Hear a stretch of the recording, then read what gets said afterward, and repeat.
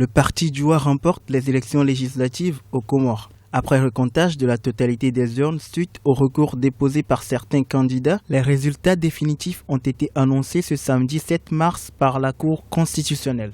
La victoire du parti Dioua confirme les premières tendances. Il y a deux formations principales, notamment celui de l'ancien président Sambi, qui s'en est bien sorti, puisqu'il y a une dizaine de députés, donc 7 élus, notamment 5 conjoints, 2 ici, plus nous, le PEC, puisque nous sommes alliés.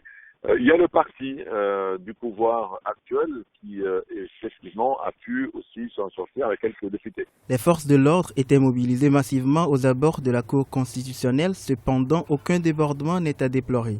La bonne tenue de ces élections vient renforcer le processus démocratique aux Comores. Les Comores se sont ancrés depuis maintenant une bonne vingtaine d'années, 25 ans dans la démocratie pluraliste.